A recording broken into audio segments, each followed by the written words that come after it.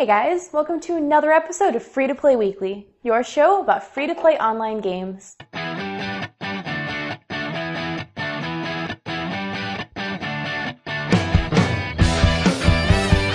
Adhesive Games has checked their fuel levels, resupplied their tow launchers, and generally primed their engines, all in preparation for the release of their upcoming mech FPS, Hawken. After a successful few rounds of closed beta testing, Adhesive has decided that their new FPS is finally ready for all mech pilots. Those of you who have still yet to try Hawken can do so starting this week when the game launches into open beta worldwide. Hawken was originally slated for full release on December 12th, but Adhesive has decided that they still need just a bit more time, instead opting for just the open beta release, with the full release delayed until early 2013. The good news is, Adhesive Games seems committed to staying in touch with the community's feedback. According to Hawken's lead animator Chris Lowley, open beta is our chance to implement all the good feedback we've gotten from closed beta players on the forums, and deliver the changes the community wants to see. What do you want to see added into Hawken during open beta? Let us know. WebZen recently kicked off the open beta for their upcoming shooter Arctic Combat. The open beta comes with 2 new maps, Silo and Quarter Blow, as well as the new mode Annihilation, which pits players against each other unarmed and forces them to quickly scramble for weapons scattered across the map. Sort of like Hunger Games, but, with just guns and no kids. WebZen plans to add additional content to the militaristic shooter in the upcoming months, as well as ramping up their esports support in Europe and North America. You can check out our recent Arctic Combat open beta coverage right here on our YouTube channel.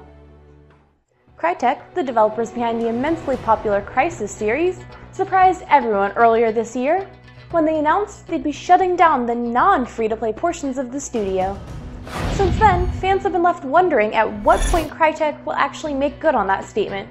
Seriously, Crytek, it's been like forever in internet years. In a recent interview with Rock Paper Shotgun, Crytek CEO Sevat Yerli was asked his opinion on the future of the free-to-play industry and whether buy-to-play games can or will coexist in the future. He stated, "I don't think free-to-play is a mutually exclusive way of looking at things. I mean, the future is definitely free-to-play, but likewise, retail can coexist with it." Crytek apparently considered this with Crysis 2 by separating the single-player experience and making the multiplayer free-to-play only. In the end, of course, Crytek opted for a buy-to-play experience for both Crysis 2 and 3.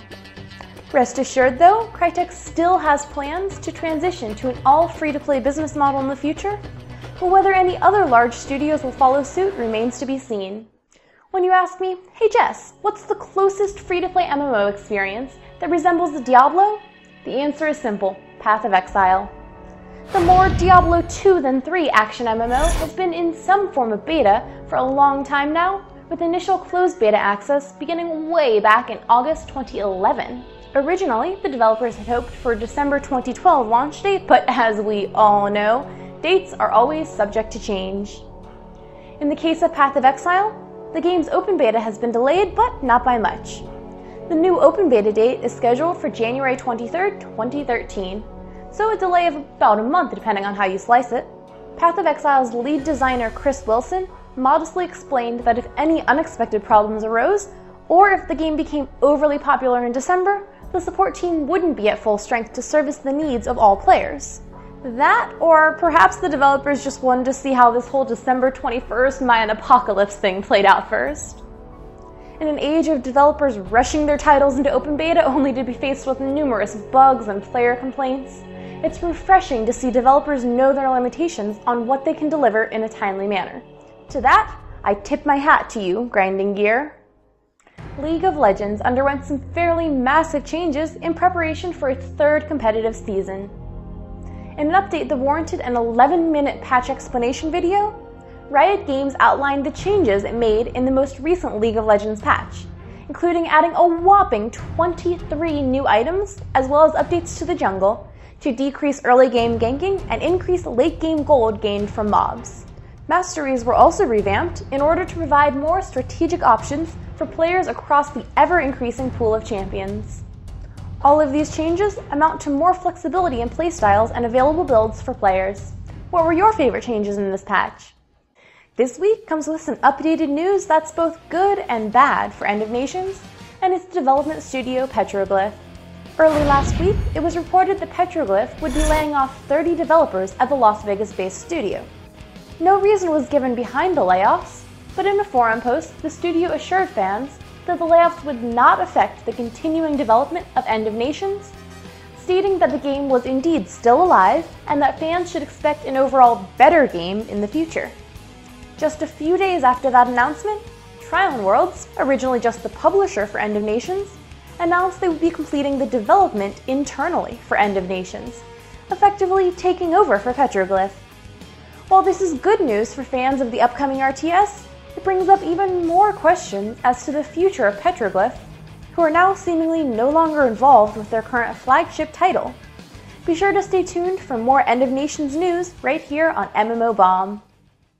And the game of the week is Dynasty Warriors Online. Inspired by the Dynasty Warriors series on consoles, the game allows players to create a combination of attacks in order to pull off amazing combos. Unlike traditional hotkey-style MMOs, players can use several keys to perform a unique attack with the ability to block other players' attacks as well. The game features 3 factions and a variety of unique character creation options, including the ability to even select your personality type. Players have access to several game modes, including a campaign mode, which pits all 3 kingdoms and other NPC factions against each other, and an epic fight for cities and territory. And that's all we have for you this week, but as always, thank you so much for watching. Be sure to subscribe, like, and leave us a comment. And until next week, check us out on mmobomb.com for more free-to-play action.